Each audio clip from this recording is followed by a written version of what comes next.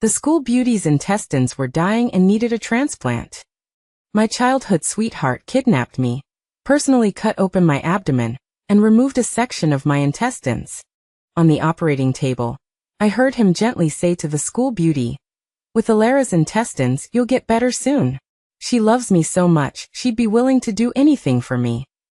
Amidst the excruciating pain as the anesthesia wore off, I opened my eyes and looked at him. His face changed drastically. "Alara? You're awake?" I smiled, blood spilling from the corner of my mouth. So in his heart, his childhood friend, was just a spare, a resource of organs to be used at will. 20 years of companionship since childhood, worth less than a single tear from the school beauty. He panicked. "Alara, let me explain." I closed my eyes, my heart already dead. If I could do it all over again, I would never have pulled him back from despair on that rainy night 10 years ago. Later, he went mad. The bright lights of the operating room stung my eyes. Like a million needles piercing my pupils, the pain made me want to cry. But I couldn't. The effects of the anesthesia were fading, and a tearing pain radiated from my abdomen. Someone was talking. The voice was soft, gentle. It was Julian, my childhood friend, the person I had loved for 20 years. "Doctor, her intestines are a perfect match for Isla's. This is wonderful." His voice was full of joy and anticipation, as if discussing something truly worthy of celebration. "With Alara's intestines, Isla is sure to recover." Isla? Was that the school beauty, Isla, who had transferred here less than 3 months ago? I tried to open my eyes, but my eyelids were heavy as lead. Every breath felt like a knife slicing through my lungs. Pain. So much pain. My entire abdomen felt like it was being churned by a knife, each breath bringing excruciating agony. I could feel blood flowing, warm, viscous, slowly draining from my body, taking away not only blood, but my life. "Julian, brother Julian." It was Isla's delicate voice. So sweet, it was sickening. "I'm so scared. What if the surgery fails?" "It won't." Julian's voice was more gentle than ever, like a spring breeze across a lake. "Alara has always been healthy. Her intestines will definitely save you." He paused for a moment, then continued, "Besides, she loves me so much. She'll be happy to know she could save you." "Happy?" I sneered inwardly. "Julian, what right do you have to decide my happiness? What makes you think I would happily donate my organs for the woman you love?" My fingers trembled slightly. What did that mean? What did he mean by saying I'd be happy? Memories flooded back like a tide. 3 days ago at dusk.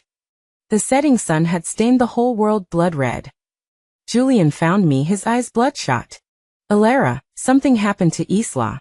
Her intestines are dying, and she needs an emergency transplant." His hand was shaking, his voice almost a sob. I had never seen him so frantic. Not even when his parents died in a car accident had he been so distraught. "You're the only match. Are you willing to save her?" He looked at me, his eyes filled with pleading. What was I thinking at that moment?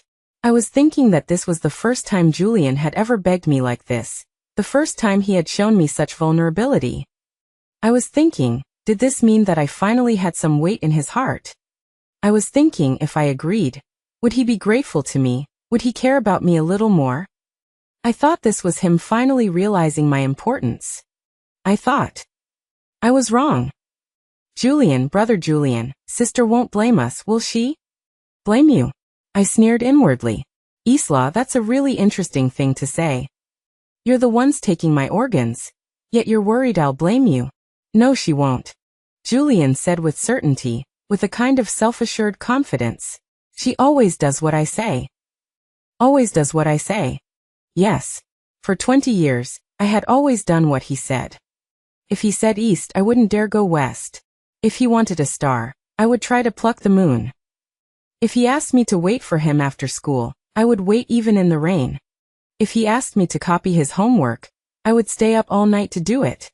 If he asked me to donate my organs to save the woman he loved, I would obediently lie on the operating table.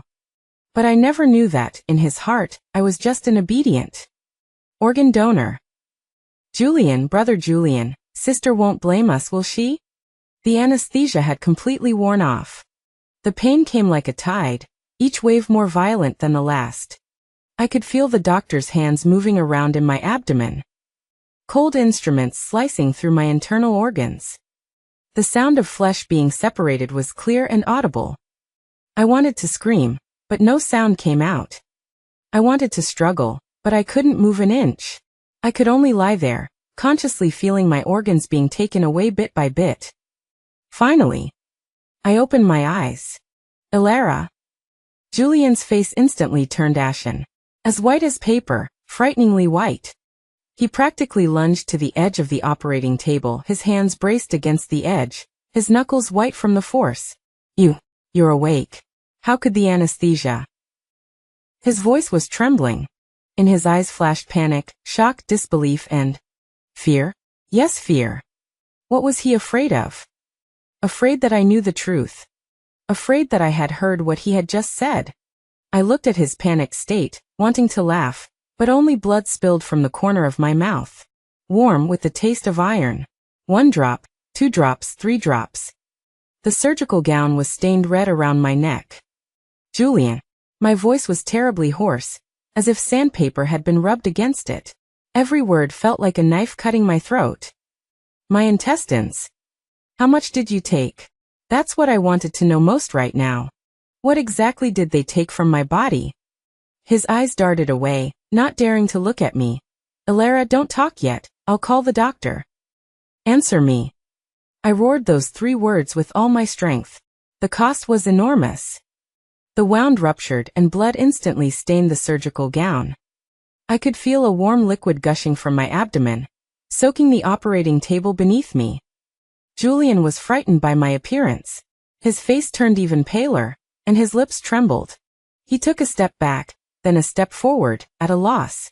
Doctor! Doctor! Doctors and nurses swarmed around, frantically trying to treat my ruptured wound. The patient is too emotional, she'll hemorrhage if this continues. Stop the bleeding. Prepare for a blood transfusion. Chaos erupted in the operating room. But Julian just stood there, staring blankly at me.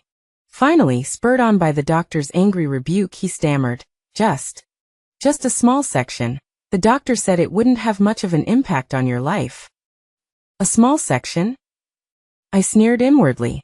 Julian, you're really good at comforting people. How much is a small section? I stared at him, refusing to let him off the hook. His Adam's apple bobbed as he struggled to spit out 3 words. 1.2 meters. 1.2 meters. A whole 1.2 meters. How long is the small intestine in total? 5 to 7 meters. They took nearly a quarter of my small intestine. I closed my eyes and tears slid down silently, down the corner of my eyes, into my temples. Cold, like my heart at this moment. Julian, how long have we known each other? My voice was very soft, almost inaudible. But in the silent operating room, everyone heard it clearly. 20 years. His voice was even softer, trembling. 20 years. I murmured to myself, as if recalling some beautiful memory. But the next second, I opened my eyes and they were filled with coldness. 20 years of friendship, not worth as much as the school beauty you've known for 3 months. That's what our 20 years amount to. In his heart, lighter than a feather. Ilara, it's not like that. Julian was anxious, wanting to explain something.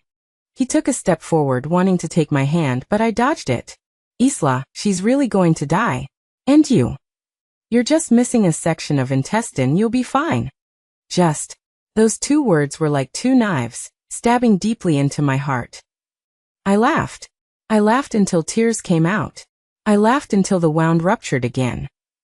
I laughed until my mouth was full of blood. Julian, do you know what it means to be missing 1.2 meters of small intestine? I said, word by word, each word seeming to crawl out of hell. It means I'll have to endure the pain of indigestion for the rest of my life. It means I can never eat normally again. It means I'll be malnourished, have repeated diarrhea, and weaken day by day. It means I might not live past 40. I paused, looking at his increasingly pale face. But you don't care, do you? Because in your heart, I'm just a walking organ bank. Today she needs intestines, you take my intestines. Tomorrow she needs a kidney, will you come and take my kidney too? The day after tomorrow she needs a heart. I paused and suddenly smiled. Oh, I forgot, there's only one heart. Taking it will kill me. But it doesn't matter, because in your eyes, my life isn't worth anything. Enough. Julian interrupted me, his voice frighteningly loud. His eyes were red, as if he was about to cry. Elara, how did you become like this? You weren't like this before. Yeah. The old me was so good. Obedient, sensible, and followed his every word. Whatever he said was what it was, never refuting, never questioning. Like a loyal dog. But that Elara died on the operating table. Died under the incision he personally made. Died in his gentle promises. Died in his she loves me so much. Julian, I looked at him and said word by word, from today onwards we are breaking off all ties. After the surgery, I was wheeled into the intensive care unit. Not because I needed intensive care, but because Julian didn't want me to disturb Isla, who was recovering. He arranged for her to be in the best VIP ward. Hired the best medical team. Bought the most expensive nutritional supplements. 24-hour care. And I only deserved to be in the cold intensive care unit. Looking at the pale ceiling. Smelling the disinfectant. Listening to the beeping of various instruments. Like a discarded piece of trash. The wound in my abdomen felt like a million ants were gnawing on it. Dense, painful. Itching. And a tearing sensation. Even more terrifying were the intestinal spasms. Missing 1.2 meters of small intestine, my digestive system was completely messed up. Even just a sip of water would trigger excruciating abdominal pain. It felt like my intestines were being twisted into a rope by hand. Waves of cramping pain. It hurt so much I curled up into a shrimp. Cold sweat instantly soaked my hospital gown. When the nurse came in, she was startled by my appearance. Ms. Elara, what's wrong? Pain. That was the only word I could manage. The nurse frantically called for the doctor. The doctor came, examined me thoroughly, and shook his head helplessly. This is a normal reaction after surgery. The intestines need time to adjust. Normal reaction? I sneered inwardly. You take away a healthy person's organ, and then say the pain is a normal reaction? Can we use painkillers? The nurse asked cautiously. The doctor shook his head. She just had surgery, she can't have too many painkillers, it will affect her recovery. Just bear with it. How lightly those words were spoken. It's not their pain, of course they can say just bear with it. Julian came to see me once. It was on the third day after the surgery. He stood at the door, hesitant for a long time before coming in. He was holding a bouquet of lilies. My favorite flower. But now it just felt ironic. He put the flowers on the bedside table, stood by the bed, afraid to look me in the eye. Elara, I'm sorry. His voice was low, filled with remorse. But the remorse came too late. But Isla, really? Get out. I closed my eyes, not wanting to see him. Not wanting to hear him defend that woman. Elara. I said, get out. I opened my eyes, staring at him intensely. The coldness in my eyes made him take a step back. Julian, from today onwards, we are done. I said it again, word by word, clearly and distinctly. His face changed, turning pale. Elara, don't be ridiculous. I know you're angry, but... Ridiculous? I laughed until my wound hurt. Julian, why do you think I'm being ridiculous? Because you took my organ? Or because you treated my 20 years of sincerity as a joke? He opened his mouth, as if wanting to say something. In the end he said nothing, just looked at me for a long, long time.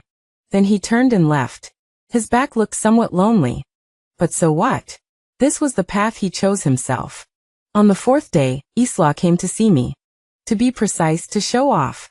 She was wearing a hospital gown, her face pale, looking pitiful. But the smugness in her eyes couldn't be hidden. Sister. She stood at the door, her voice weak. Thank you for saving me. I ignored her. I closed my eyes and pretended to sleep. But she wouldn't let me go. She took a few steps closer and sat in the chair next to the bed. Sister, I know you hate me, but I really didn't do it on purpose. She began her performance. Her eyes were red-rimmed, Her voice choked with sobs. My intestines suddenly died. The doctor said if I didn't have surgery immediately I would die. Julian Gidge had no choice so. Julian Gidge. How intimately she called him. I opened my eyes and looked at her coldly. Isla, I interrupted her. Why are you pretending to be a white lotus? Her expression stiffened for a moment. Just for a moment, before she quickly regained her innocent look. Sister, what do you mean? Her voice trembled slightly, as if she was frightened by me. I propped myself up, enduring the excruciating pain to sit up. A tearing pain came from the wound. I clenched my teeth, not allowing myself to make a sound. What I said is exactly what I mean. I looked at her coldly. A healthy person's intestines don't just die for no reason. Unless it was man-made. Isla's face completely changed. Pale as a ghost. But quickly, she put on that innocent expression again. Tears came as she willed them. Sister, how can you think of me like that? I know you like Julian Gidge, but matters of the heart can't be forced, right? She blinked her watery eyes, looking sincere. Sister, Julian Gidge chose me, not you. You should bless us. I laughed. Laughed until my stomach hurt. Bless you? Isla, do you deserve it? Her face changed. Sister, you. Get out. I couldn't be bothered to listen to her acting anymore. Sister. I said get out. I grabbed the water glass from the bedside table and threw it at her. Unfortunately, my aim wasn't good, and it hit the ground near her feet. Water splashed all over her. If you don't get out, I'll call security. The water glass shattered at her feet, shards of glass scattering everywhere. Ah, she cried out in pain, hopping on one foot. But before leaving, she turned back to look at me. That look held not a trace of weakness. It was clearly triumphant, provocative, and malicious. As if to say, look, I won. I won your childhood sweetheart. I won your organs. I won everything. And you can only lie here, like a stray dog. I will always remember that rainy night 10 years ago. Julian and I were both 10 years old that year. His parents died in a car accident, leaving him alone. Lonely. Helpless. That day was the anniversary of his parents' death. A full year. He ran to the cemetery alone and knelt in the rain for an entire night. The rain was heavy. Like the sky was leaking. Pouring down. I searched for a long time with an umbrella before finding him. He knelt in front of the tombstone, soaked to the bone. Rainwater mixed with tears streamed down his face. Unable to tell which was rain and which was tears. Julian. I ran over, wanting to pull him up. He didn't move. Like a statue. Julian, let's go, the rain is too heavy. I held the umbrella over his head. But he still didn't move, muttering something. I leaned closer to hear him clearly. Dad. Mom. I'm sorry. It's all my fault. If I hadn't insisted on having cake, you wouldn't have driven out. And wouldn't have. It turned out that car accident was because he wanted a birthday cake. His parents drove out in the rain to buy it. And never came back. A 10-year-old child, taking all the blame on himself. Feeling like he had killed his parents. My heart suddenly ached. Julian, it's not your fault. I squatted down, meeting his eyes. It's really not your fault. Your parents in heaven, they definitely don't want you to be like this. He finally looked at me. His eyes were red and swollen, his lips were purple. He was trembling all over. I didn't know if it was from the cold or from sadness. But. No buts. I interrupted him. The car accident was an accident, it's not your fault. Your parents in heaven, they definitely don't want you to be like this. He looked at me, tears welling up again. This time, he cried his heart out, as if trying to cry out all the grievances and self-blame of the past year. I stayed with him, holding the umbrella, until he was too tired to cry. Let's go. I pulled him up. We'll go home. He shook his head. I don't have a home anymore. I thought for a moment and said, then come to my house. My house is big, one more person won't make a difference. He stared blankly at me. I smiled. Let's go or we'll catch a cold. But I was too small to carry him. He had a high fever and would collapse after a few steps. I had no choice but to take off my coat and put it on him, then ran home to call for adults. The rain was heavy, and I ran as fast as I could. I fell several times. My knees were scraped raw, but I couldn't care about the pain. My mind was filled with, I have to hurry faster. Julian is waiting for me. He burned for 3 days and 3 nights with that illness. The doctor said that if he had been brought in any later, his brain might have been damaged. The first thing he said after waking up was, Alara, don't leave me. His voice was weak, like it would scatter with the wind. I held his hand and said seriously, no, I will never leave you. At that time, I was sincere. At that time, he was probably also sincere. From then on, he lived in my house. My parents were very good to him, treating him like their own son. We went to school together, walked home together, did homework together, played games together, spent our entire childhood and adolescence together. Everyone said we were a match made in heaven. Childhood sweethearts, 2 innocent children. I thought so too. Until 3 months ago, Isla transferred to our school. She was very beautiful. Not the bright and dazzling kind of beautiful, but the gentle, delicate, and pitiful kind of beautiful, like a white lotus flower that needs someone to cherish and protect it. Our first meeting was in the classroom. The homeroom teacher brought her in. Classmates, this is our new transfer student Isla. She stood on the podium, head lowered, voice soft. Hello everyone, I'm Isla. Please take care of me. Then she bowed. Long hair cascaded down like a waterfall, revealing the fair nape of her neck. I was sitting by the window, Julian next to me. I clearly saw his eyes glaze over. He stared unblinkingly at Isla, as if bewitched. My heart skipped a beat. I had a bad feeling. Sure enough, after class, he was the first to rush up to her. Hi, I'm Julian. Feel free to ask me for help if you need anything. Isla raised her head, her watery eyes looking at him. Thank you. You're such a nice person. Nice person. I sneered inwardly. When did Julian become so enthusiastic? There have been plenty of new transfer students, but I've never seen him this proactive. In the days that followed, he seemed like a different person. Before, the first thing he did after school was wait for me. Now it was to find Isla. Isla, let me walk you home. Isla, let me teach you this problem. Isla, let's have lunch together tomorrow. Isla, Isla, Isla. He said it more easily than my own name. I stood at the classroom door, watching their figures leaving side by side. My heart felt empty. For 20 years, for the first time, he left me behind. I still remember the day he said to me, Alara, I think I've fallen for someone. We were sitting on the rooftop. The setting sun dyed the whole world orange. So beautiful. But I found it blinding. My heart plummeted, like falling into an abyss, falling and falling, falling into a place where there was no light. But I still smiled and said, Who is it? The smile was strained. He didn't notice. His face was full of undisguised joy. The new transfer student Isla. His eyes were shining like stars. She's really special. Special? I sneered inwardly. A girl who's weak and cries at the drop of a hat. What's so special about her? Especially good at playing the victim? Especially good at seducing people? But I didn't say anything. I just smiled and said, Then you should go for it.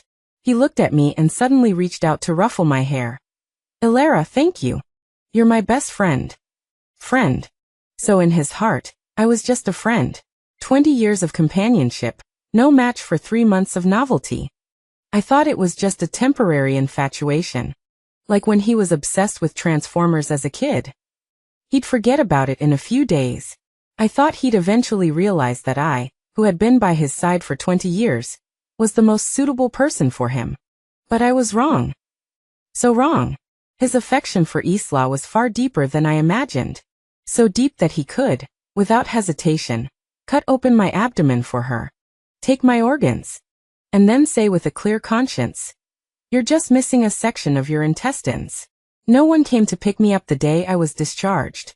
Julian was accompanying Isla for a checkup. My parents were away on business abroad. I was used to it. They were away 300 days a year. I dragged my weak body alone, took a taxi home. The driver looked at me in the rearview mirror. Girl, you don't look too good. Are you okay? I shook my head. I didn't say anything. What good would it do to say anything? Say that a section of my intestines had just been taken out? Say that I might not live much longer? Who would believe it? Who would care?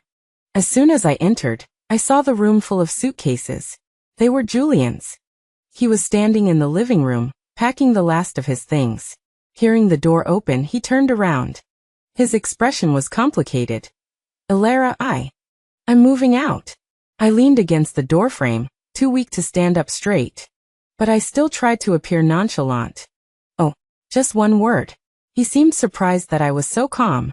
He paused and explained. "Isla needs someone to take care of her. I rented an apartment near the hospital." "Oh, still one word." He frowned. "Elara, you put the keys down. You can leave." I interrupted him, my voice devoid of emotion. Like stagnant water. He froze, then pulled the keys out of his pocket. He placed them on the coffee table. The sound of metal hitting glass. Crisp. Harsh. Like something breaking. Before leaving, he turned back to look at me. "Elara, I'll be back when Isla is better." I smiled. This was the first time I had smiled in days. I laughed so hard I almost cried. "Julian, do you really think I'll just stay here waiting for you?" I walked towards him, step by step. Every step was difficult. My wound was pulling. My intestines were spasming. But I still made it to him. Like a dog that wags its tail to greet you even after you've kicked and beaten it. His face changed, turned ugly. "Elara, that's not what I meant." "Then what did you mean?" I looked up at him. The man I once had to look up to now seemed so foreign. "You took my organ, ruined my body, and now you're going to leave me to take care of your sweetheart. Julian, what do you take me for?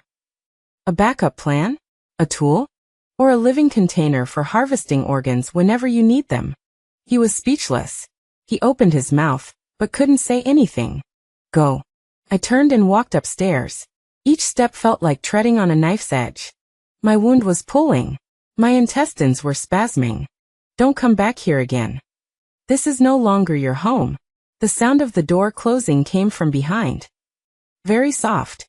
As if afraid of disturbing me. But so what? The damage has already been done. One sorry changes nothing. I leaned against the staircase, finally unable to hold on. My legs gave way, and I fell onto the steps. Tears poured out. Like a flood bursting a dam. Unstoppable. 20 years. 20 years of feelings ended just like that. Easier than I imagined. More cruel. I clutched my stomach, curled up on the stairs. My wound hurt. My heart hurt even more. So a broken heart really can make it hard to breathe. Hurt so much you want to die. I thought the days without Julian would be hard. That I'd be unaccustomed to it. That I'd miss him.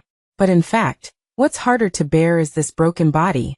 Missing 1 meter and 2 decimeters of small intestine, my digestive system has completely collapsed. Whatever I eat, I throw up. Whatever I drink, I have diarrhea. Even just a bowl of plain congee triggers violent diarrhea. I have to run to the bathroom a dozen times a day. I'm so drained.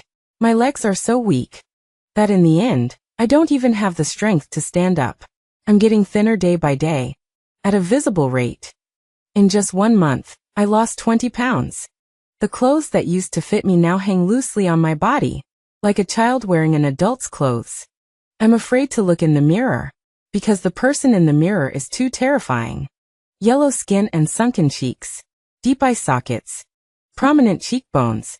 Like a walking skeleton. Julian has come to see me a few times, standing outside the door. If I don't open the door, he just stands there. Sometimes for an hour. Sometimes for an afternoon. "Elara, please open the door. Elara, you've lost a lot of weight. Elara, go to the hospital for a checkup. I'll go with you. Elara, I'm sorry." His voice comes through the door. Filled with guilt. Filled with heartache. But so what? Will his apology give me back my intestines? Will it restore me to health? No. Then what is the point of his apology? I lie in bed, listening to his voice. Sometimes I wonder, what would happen if I opened the door? Would he hug me? Would he cry? Would he regret it? But then again, so what if he did? It wouldn't change anything. Isla still needs him to take care of her. I'm still the one who was abandoned. So I never open the door. I let him stand outside. Until the sound of his footsteps gradually fades away. Until the world was quiet again. Until one day, I couldn't hold on any longer. A tearing pain came from my abdomen. Not ordinary intestinal cramps. The kind that takes your life. I curled up on the floor, drenched in cold sweat. The phone was on the coffee table. But I didn't even have the strength to crawl over there. It was acute intestinal obstruction. One of the sequelae of the surgery. The doctor had said it might happen. I just didn't expect it to come so quickly. I lay on the floor, looking at the ceiling. White. Like the ceiling of a hospital. If I just died like this, would anyone notice? Would Julian still come knocking? When would my parents remember they still had a daughter? A day? A week? Or a month? The pain grew more and more intense, like someone was stirring inside my stomach. With knives. With scissors. With all kinds of sharp things. I bit my teeth, preventing myself from crying out. But tears still flowed. Not because of the pain. Because of the unwillingness. I didn't want to die yet. At least I didn't want to die so miserably. Finally, I crawled to the edge of the coffee table. With trembling hands, I picked up the phone. I dialed the emergency number. 120? Before I could finish speaking, I lost consciousness. When I woke up again, I was lying in the hospital. The familiar smell of disinfectant. The familiar white ceiling. The familiar forestand. Julian sat by the bed, his eyes red. Seeing me wake up, he stood up abruptly. You're awake? Is anything uncomfortable? I looked at him without speaking. He became anxious. Ilara, you almost died, do you know that? The doctor said you're severely malnourished, if you continue like this. He couldn't continue. His eyes were as red as a rabbit's. Willie D. I interrupted him. My voice was very calm. He was stunned. I smiled. It's better to die anyway, living is meaningless. Ilara. He grasped my hand very hard. So hard that I felt pain. Don't be like this. I shook off his hand, looking at him coldly. Julian, who caused me to be like this? He couldn't speak. His face was pale. His lips trembled. It's you. I stared at him, word by word. You destroyed me with your own hands. So you have no right to pretend to care about me here. Go away, go back and be with your Isla. She's more important than me, isn't she? He stood up, his voice hoarse. Ilara, I will find a way. I will definitely cure you. I closed my eyes. I didn't want to look at him anymore. Cure? How to cure? Unless another transplant surgery. But who would be willing to donate their intestines? No one would. In this world, no one would cut off their own organs for me, including him. On the third day of my hospitalization, Isla came. She had recovered very well. Her face was rosy. Her complexion was excellent. You couldn't tell she had just had major surgery. And I, lying in the hospital bed, was as thin as a skeleton. The contrast was stark. Extremely ironic. Sister. She sat by the bed, looking concerned. How did you become like this? Acting. All acting. I sneered. What are you acting for? Isn't this exactly what you wanted to see? She blinked, innocently saying, Sister, what are you saying? I don't understand. Isla. I propped myself up. Every movement was difficult. Stop acting, it's just the two of us here. She was silent for a few seconds. Then she laughed. She withdrew her soft demeanor, replaced by smugness. Utter, naked smugness. Ilara, you really are clever. She leaned back in her chair, crossing her legs. A languid posture. But what good is cleverness? Julian still chose me, didn't he? I stared at her. You deliberately ruined your intestines? This was what I had always suspected. It was too coincidental. She'd only been here for 3 months, and then she got intestinal necrosis. And only I was a match. Of course. She laughed even harder, like a triumphant fox. Otherwise, how would it be such a coincidence that only you were a match? My hands were trembling. Anger made my whole body shake. How did you do it? You don't need to know that. She stood up, looking down at me, as if looking at an ant. You just need to know that Julian is mine now. And you are nothing more than a tool that was used and discarded. I wanted to stand up, to tear that smug look off her face. But I couldn't. I was too weak. So weak that I couldn't even clench my fist. Oh right. She walked to the door and turned back to say, Julian proposed to me yesterday. We're getting married next month. Remember to come to the wedding reception, sister. She emphasized the last two words, full of malice. The door closed. I collapsed on the bed, my whole body cold. So from the very beginning, it was a setup. And I, like a fool, jumped right in, willingly offering up my organ to fulfill their love. Ridiculous. Truly ridiculous. The news of Julian's marriage spread quickly throughout the circle of friends. Everyone was blessing them. A talented man and a beautiful woman, a match made in heaven. Isla is so gentle. She will surely be a good wife. Julian has finally found true love. True love. I smiled bitterly. If Isla is his true love, then what am I? What does 20 years of companionship count for? A joke? No one remembered me. No one asked where the girl who had been by Julian's side since childhood had gone. As if I had never existed, had never appeared in his life. I was discharged from the hospital, returning to an empty home. Julian's things were all gone. Not even a trace was left. Clean. As if he had never been here. I sat in the living room, looking at everything that was familiar and yet unfamiliar. Every corner of this place held our memories. On the sofa, we had watched countless movies together. He liked to watch science fiction films. I watched them with him.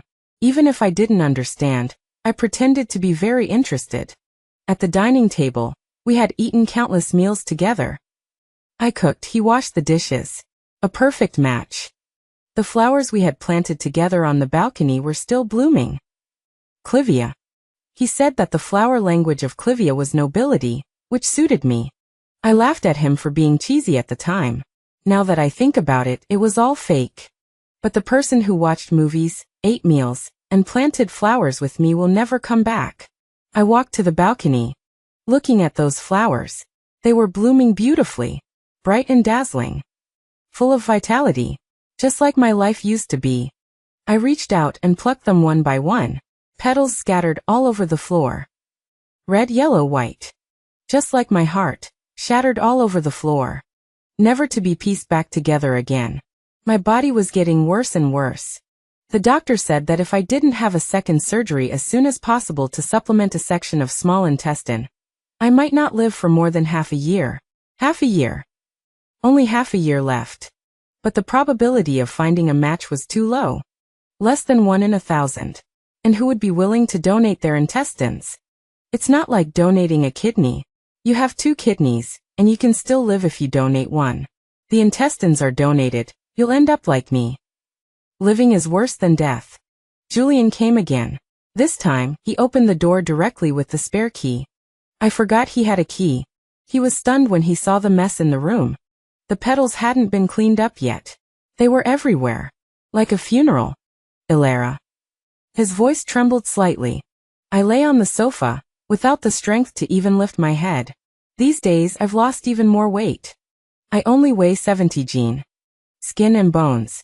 He came over and carefully picked me up. Very easily. Like holding a child. I'll take you to the hospital. Let go. My voice was weak, but my tone was firm. He refused. He held me even tighter. Ilara, you can't go on like this. His voice was choked with sobs. The doctor says you need surgery immediately. I laughed. A very sarcastic laugh. Surgery? Who's going to donate intestines? You. He was silent. I knew it. Or is it your Isla? I continued to ask. His face became even more ugly. As pale as paper. Julian. I pushed him away. Using all my strength. Aren't you getting married? What are you doing here? If your bride finds out, she'll be unhappy. He held my hand very tightly. His knuckles turned white. Ilara, I can postpone the wedding. Postpone. Not cancel. I found it amusing. No need. I pulled my hand back. Julian, don't you understand? I don't need your pity. I'd rather die than take your charity. His eyes turned red. Really red. Like they were about to bleed. Ilara, we've known each other for 20 years. Yes, 20 years. I looked at him. Looking at the man I've loved for 20 years. But so what? In your heart, 20 years of affection can't compare to 3 months of novelty. Julian, leave. If you come again, I'll call the police. He stood there. For a long, long time. Like a statue. Finally, he put down the key. Really put it down. Gently placed it on the coffee table. Turned and left. I listened to his footsteps fade away. Listened to the sound of the door closing. Finally, I couldn't help it. Tears fell like rain. 20 years. It's really over. On the wedding day, I received the invitation. A bright red invitation. Gold-stamped words. Julian and Isla. Sincerely invite you to our wedding. I tore the invitation to shreds. Piece by piece. Threw it in the trash can. But in the end, I still went. Not to bless them. But to make a break. A complete break. The wedding venue was very luxurious. In the best hotel. Hired the best wedding planner. Julian wore a black suit. Handsome and tall. Isla wore a white wedding dress. Beautiful and moving. They stood on the red carpet, receiving everyone's blessings. Smiling happily. They looked really like a good match. I sat in the corner, wearing a mask and hat. No one noticed me. Also, the current me was so thin, I was unrecognizable. Who could even recognize me? The host was saying words of blessing. The bride and groom are truly a match made in heaven. Wishing them a long and happy life together, forever united in heart. Julian was smiling on the stage. But I knew he was looking for me. His eyes constantly swept over the crowd. Again and again. As if searching for something. Finally, he saw me. Our eyes met. The smile on his face instantly froze. I smiled at him. He couldn't see it through my mask. But he should be able to see my eyes. Calm. Relieved. Then I stood up and prepared to leave. Let's just leave it at that. May we all be well in our own lives. Just then, a sudden, sharp pain came from my abdomen, more severe than ever before. Like someone was stirring it with a knife. No, it was even more painful than that. The pain made me unable to stand. I fell to the ground at once. Fresh blood gushed out from under me. A lot. Staining the hotel carpet red. It was intestinal perforation. I knew it. It was going to happen sooner or later. I just didn't expect it to be now. At his wedding. I lay on the ground, looking at the crystal chandelier on the ceiling. It's so beautiful. Dazzling. Just like I once imagined. My and Julian's wedding. It would also have a crystal chandelier like this. Too bad the bride isn't me. It will never be me. Ilara. It was Julian's voice. He abandoned the bride and ran towards me. He ran very fast. His suit was all messed up. But what does it matter? It's too late. Everything is too late. I wanted to speak, but only blood gushed out of my mouth. A lot of blood. It couldn't be stopped. It hurt so much. It really hurt so much. But compared to the pain in my body, my heart hurts even more. Julian, we're really over. At your wedding. In this way, I lay on the operating table again. This time it was to save my life. The doctor said that the necrotic intestines must be removed. Otherwise it would be life-threatening. But what about after the removal? How much of my intestines would be left? How much longer could I live? Before the surgery, Julian came. He was still wearing his groom's suit. But his tie was crooked. His hair was messy. His eyes were red and swollen. Ilara. He held my hand. His hand was trembling. You'll be okay. I looked at him. I wanted to smile, but I couldn't. Julian. My voice was very soft. So soft that it was almost inaudible. If I die, will you be sad? His hand trembled. He held mine even tighter. You won't die. Answer me. He was silent. For a long time. Then he said, I will. I will be very, very sad. His voice choked. I closed my eyes. That's good then. At least, in his heart, I'm not completely unimportant. At least, He will still be sad for me. That's enough. The anesthetist came. The cold medicine was injected into my veins. My consciousness gradually blurred. Before completely losing consciousness, I heard Julian say, "Ilara, when you wake up, let's start over, okay?" Start over? Julian, what joke are you playing? Between us, there's no possibility of starting over. From the moment you chose her. From the moment you took my intestines. From the moment you said she loved me so much. We were destined to never go back. Never. The surgery was successful. If removing 30 centimeters of necrotic intestine counts as successful. The doctor said it delicately. The patient's condition is quite special. Which really meant, I'm going to die. Adding to the 1.2 meters taken before, I have less than 3 meters of small intestine left. A normal person has 5 to 7 meters of small intestine. And I have less than half. What does this mean? It means I'll have to live on nutritional fluids for the rest of my life. It means I'll never be able to eat normally. It means I will weaken day by day, until death. No exceptions. No miracles. After the anesthesia wore off, I endured the pain of being cut open again. No, not my limbs. My stomach. That wound that hadn't healed was cut open again. Julian was by my bedside. He'd lost a lot of weight. His beard was unkempt. His eyes were bloodshot. Like a homeless man. Your wedding? I asked. It's cancelled, he said. I was stunned for a moment. I didn't expect him to cancel it. Why? He looked at me, his eyes complicated. Because I realized the person I love is you. I laughed. I laughed until tears came out. I laughed until my wound burst open. I laughed until the nurse rushed over to stop the bleeding. Julian, do you know what you're saying? I know. He held my hand. He looked at me very seriously. Ilara, I was wrong. I was blinded by Isla's appearance. Actually, you've always been in my heart. It's just that I was too stupid, too slow, and only realized it now. I looked at him. Looking at the man I had loved for 20 years. Once hearing these words, I would have been ecstatic. I would have felt that everything was worth it. But now I only felt it was ridiculous. And sad. Julian. I withdrew my hand. Very slowly, but very firmly. It's too late. His face changed. Became pale. Ilara. When you took my intestines, we were over. When you chose her, my heart died. When you said she loves me so much, my love for you disappeared. I looked at him word by word. Julian, let me go. And let yourself go. He was like he'd been struck by lightning. Staring blankly at me. Tears streamed down his cheeks. One drop at a time. Soaking his collar. But so what?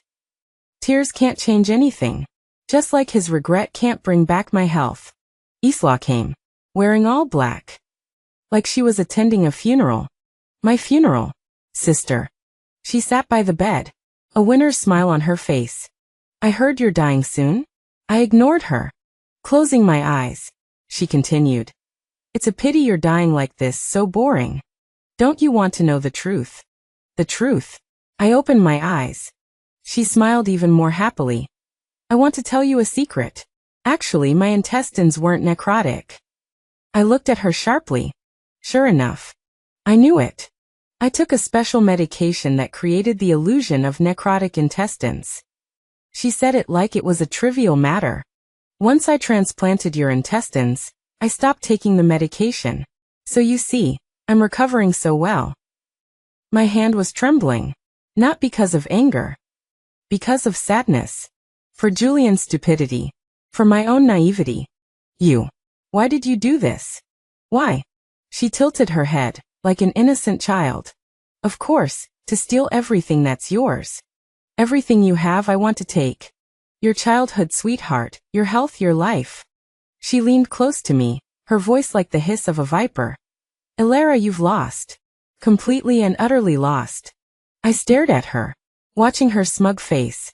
Suddenly I laughed. Really? But Isla, Julian cancelled the wedding.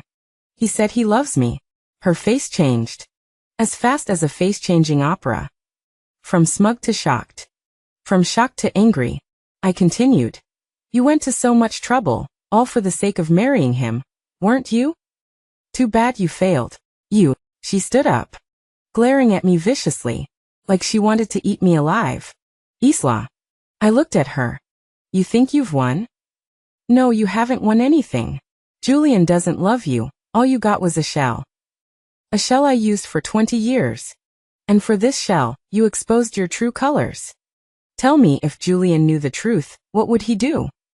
Her face turned completely white as a corpse. I took out my phone and pressed play. Her voice came out from it. Of course, to steal everything that's yours. Everything you have I want to take. Recording. I recorded everything she said. She tried to grab my phone, but my weak body burst forth with surprising strength, protecting the phone with all my might. Julian! I shouted loudly. He rushed in, seeing us grappling together. What's going on? I handed him the phone. Listen to this. Listen to what kind of creature your beloved Isla really is. Julian listened to the recording. His whole body was trembling, like an autumn leaf falling. He looked at Isla, his eyes full of disbelief. Isla, is this true? Isla wanted to deny it, but seeing the phone in my hand, she knew denying it was useless. The evidence was irrefutable. So what if it is? She gave up completely, tearing off all pretenses.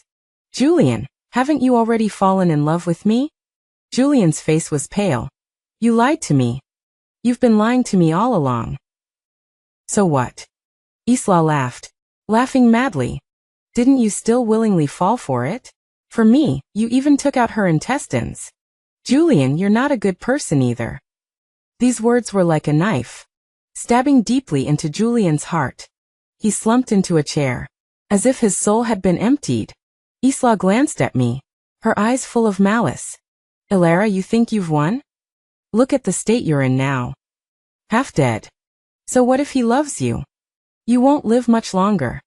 When that happens, he'll still come back to me. Because besides me, no one wants him, this murderer. After saying that, she left with a cold laugh, leaving a room full of deathly silence. Only Julian and I remained in the room. He sat there, motionless, like a stone statue, for a long, long time. He finally spoke. Ilara, I'm sorry. His voice was hoarse, like sandpaper rubbing. I was actually deceived by someone like that. I actually hurt you for her sake. I deserve to die. I really deserve to die. He started slapping himself. Once, twice, 3 times. Very hard. His face quickly became swollen. Blood flowed from the corner of his mouth. I looked at him. There wasn't a ripple in my heart.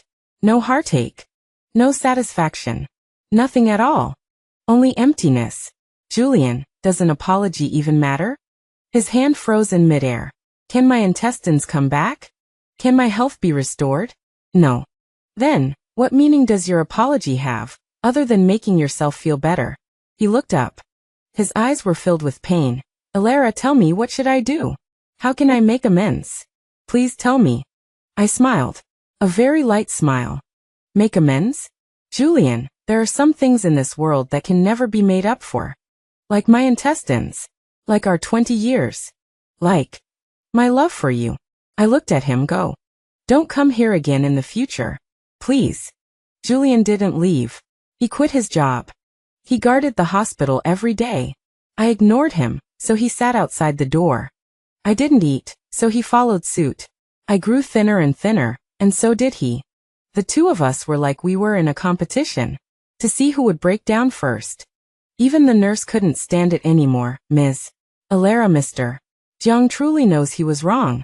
Please forgive him. If he continues like this, something will happen. Forgive? I lay in bed, touching the scar on my abdomen. New ones layered on top of old ones, like a centipede. Ugly, ghastly. This scar constantly reminded me of what he had once done to me. Forgiveness, how easy is it to say? That day, the doctor came to check on me. His expression was very grave. Miss Ilara, your condition isn't very good. He chose his words carefully. If you don't undergo a second transplant, I'm afraid. Afraid of what? I was very calm, because I knew the answer. I'm afraid you won't last more than 3 months. 3 months. Longer than I thought. Julian rushed in. He had been eavesdropping outside the door the whole time. Doctor, use mine? He knelt on the ground. Use my intestines to save her. The doctor was stunned. The nurse was stunned too. I was also stunned. Mr. Jiang, do you know what you're saying? The doctor asked seriously. I know. Julian raised his head. His gaze was firm. I want to give her my intestines. 1 meter and 20 centimeters, no, even more is fine. As long as it can save her. He turned to me, still kneeling. Elara, let me save you. Just consider it. Just consider it paying you back. Please. I looked at him. Looking at this man kneeling before me. Once he was my whole world. The person I was willing to love with my life. Now he was willing to use his life to exchange for my life. But it was too late. Everything was too late. Julian, I said. My voice was very soft. Do you think you can make amends this way? Do you think that if you use your intestines to trade for my life, I will forgive you? His body trembled. No. Never. Because some wounds cannot be forgiven. Just like my intestines, they can never come back. Our 20 years can never come back either. I closed my eyes. Go. I don't want your intestines. I'd rather die. I refused the surgery. Julian has gone crazy. Really crazy. He searched everywhere for doctors. Wanting to force a surgery. But no doctor was willing to go against the patient's wishes. He then went to my parents. My parents rushed back from abroad. When they saw what I looked like, they held me and wept bitterly. How could you become like this? My mom's tears fell like a string of broken pearls. She couldn't stop them. I told them everything. Including Julian taking my intestines. Including Isla's conspiracy. My dad wanted to go find Julian and settle the score right then and there. I stopped him. Dad, let it go. Things are already like this. I won't live much longer anyway. My mom held me tight. Let's get surgery, okay? Mom will find the best doctor for you. They can definitely cure you. The best doctors in the world. Mom has money, Mom can do anything. I shook my head. A very slight shake. Mom, I'm tired. I'm really tired. Let me rest. That night, Julian knelt outside my house. He knelt there all night. The next morning, when my dad opened the door, he had already fainted. Low blood sugar. Plus he was rained on all night. My dad wanted to call an ambulance. I said, just leave him be. But in the end, looking at his pale face, looking at his chapped lips, my heart still softened. I had someone take him to the hospital. The first thing he did when he woke up was to run back and continue kneeling. Elara. My dad was trembling with anger. Look at what he's done to you. Why are you still being soft-hearted? Yeah. Why am I still being soft-hearted? But 20 years of feelings. How can you just let them go? Even if I hate him. Even if I don't forgive him. Seeing him suffer still makes my heart ache. This is probably love. Even if we're not together anymore. Even if we never see each other again. I still hope he's doing well. My body is getting worse day by day. The doctor said that all my organs are failing. At most, I have another month. A month. So short. But for me it feels so long. Every day is torture. Every day is worse than death. Julian is still persisting. He's so thin he's just skin and bones. But he still stays by my side every day. Like a guardian angel. Or a redeemer.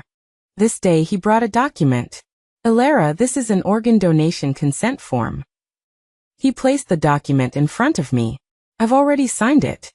If anything happens to you, use my intestines. I've already been tested, and it's a perfect match. I looked at the document, looking at his signature on it. Suddenly, I wanted to laugh. And I wanted to cry. Julian, are you stupid? I'm going to die. What would I need your intestines for? Am I supposed to take your intestines with me to hell? He held my hand. Very tightly, like he wanted to pull me back. No, you won't die. I won't let you die. The doctor said that as long as you have surgery in time, you can live a long time. 20 years, 30 years, 50 years. We still have a lot of time. I looked at him, looking at the determination in his eyes. Suddenly, I felt so tired. More tired than the fatigue of my body. It was the fatigue of my heart. Julian, I said. Do you regret it? This is what I've always wanted to ask. Regret? He didn't hesitate. The biggest regret of my life is hurting you. If we could start over. There are no ifs. I interrupted him. Julian, there are no ifs in this world. Only consequences. And the consequence is, I'm going to die. Because of you. He lowered his head. His shoulders trembled. I knew he was crying. This was the second time I had seen him cry.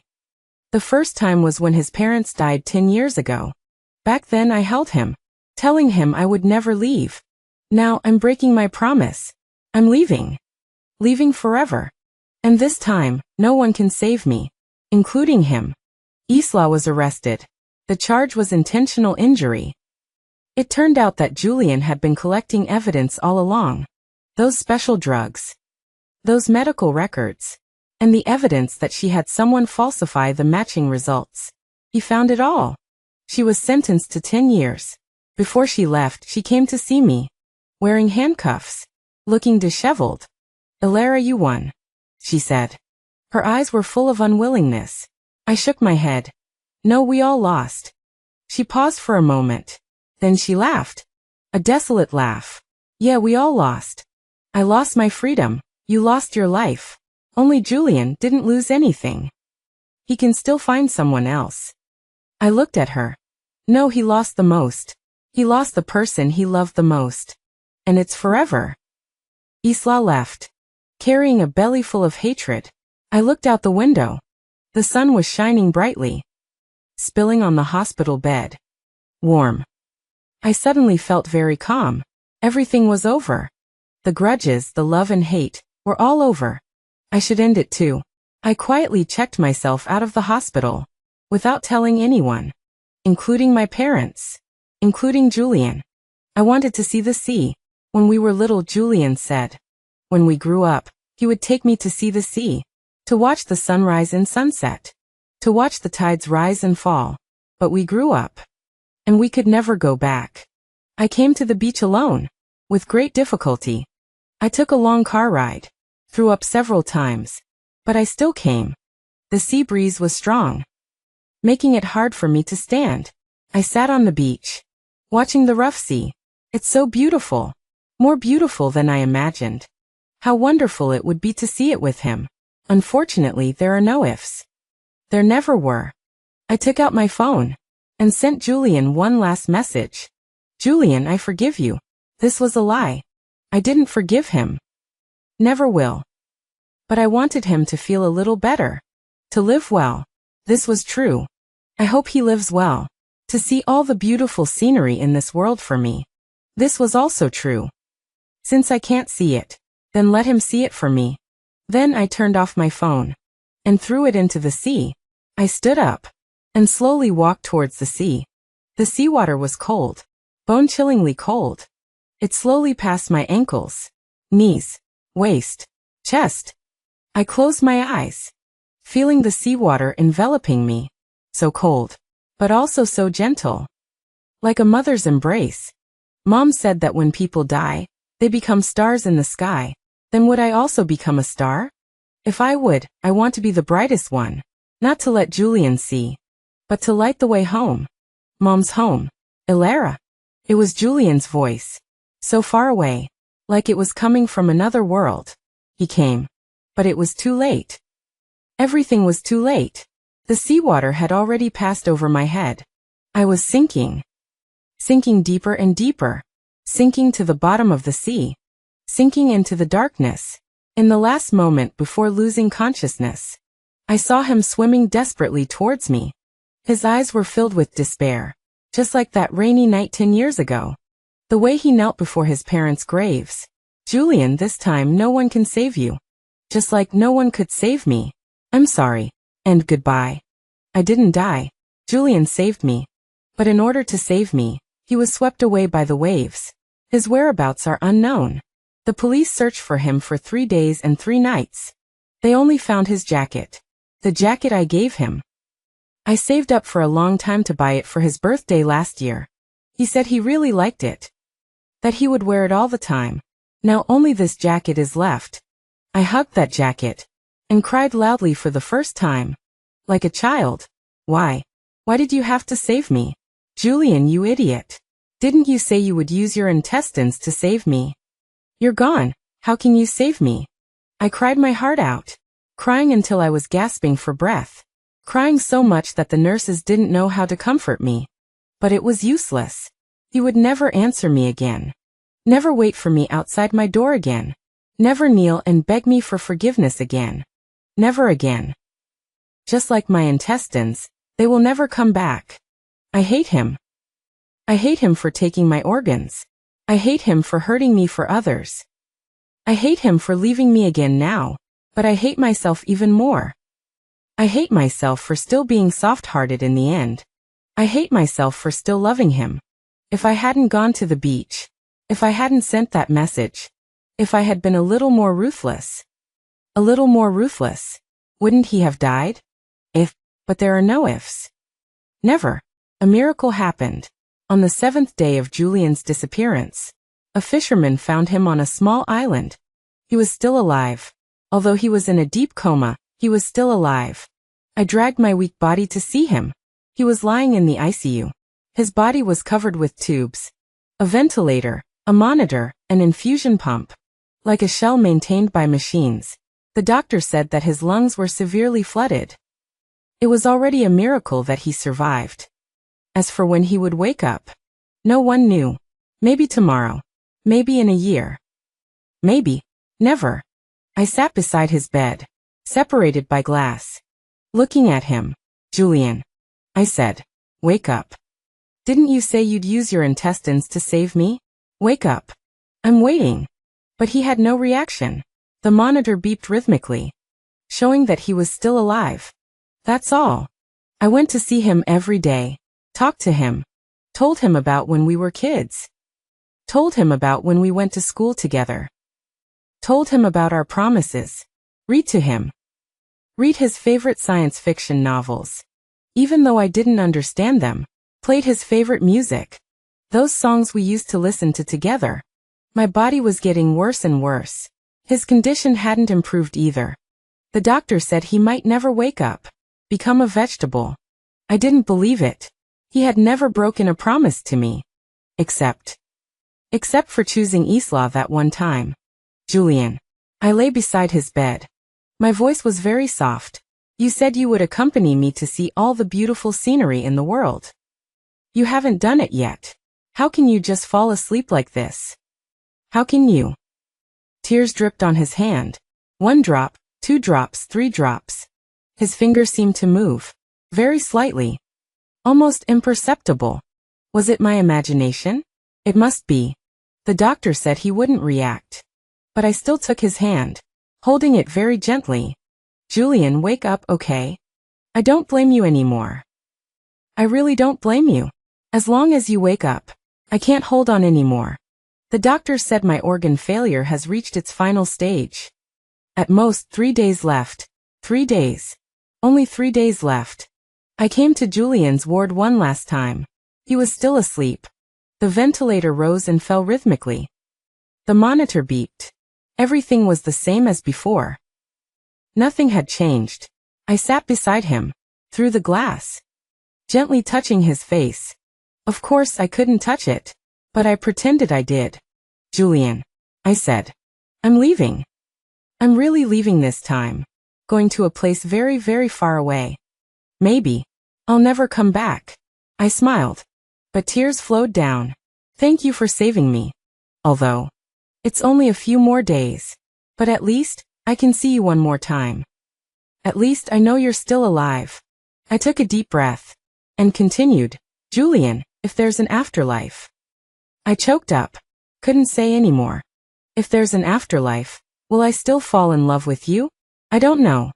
I only know that in this life, I loved you so hard. So painfully. If there's an afterlife, I hope we're just strangers. That way it won't hurt so much. And you don't have to bear such a heavy burden of sin. I stood up. Ready to leave. This is the last time. After this, I'll never see you again. I turned to leave. Suddenly, there was a movement on the other side of the glass. Very slight. But I heard it. I turned my head. I saw Julian's hand moving. His fingers were slightly curved, as if trying to grasp something. Then his eyelids trembled. Once, twice, 3 times. Slowly they opened. Those familiar eyes of his, looking at me, filled with tears. He looked at me, his lips trembling, wanting to say something. But with the ventilator in, he couldn't speak. He could only mouth the words. I understood. He said, "I'm sorry. And I love you." I shook my head. Tears blurred my vision. "Don't say sorry. Julian, don't say anything." His tears flowed even more fiercely, flowing down his temples, into his sideburns, like that rainy night, when he knelt before his parents' graves. I rushed out to call the doctor. Doctors and nurses all came, surrounding him and examining him. Miracle. This is a medical miracle. The patient has actually woken up. All the indicators are improving. I stood outside, watching the busy figures inside, but my heart was filled with peace. He woke up. That's good. Now I can leave in peace. The day after Julian woke up, I was rushed to the emergency room. Multiple organ failure. Total collapse. The doctor said there was no hope of recovery. Prepare for the funeral. Mom and Dad cried their eyes out, holding on to me and refusing to let go. You can't leave, Mom. Mom can't live without you." I weakly patted her hand. "Mom, I'm tired. Let me rest." Julian struggled to come see me. The doctor wouldn't allow it. He had just woken up, and his body was still very weak. Forcibly removing the ventilator would be life-threatening. But he didn't care. He insisted on crawling to my ward, dragging his weak body, step by step. Seeing me lying in the hospital bed, he broke down. Kneeling by the bed, "Ilara. Ilara." His voice was hoarse, because he had just removed the ventilator. "Don't leave me. Please don't leave me." He cried like a child, like that rainy night 10 years ago. Helpless. Desperate. I wanted to comfort him, but I didn't even have the strength to speak. I could only look at him, telling him with my eyes, "It's okay. It's really okay. You have to live well. Ilara, use my intestines." He grabbed the doctor. "Operate now. Use my intestines to save her."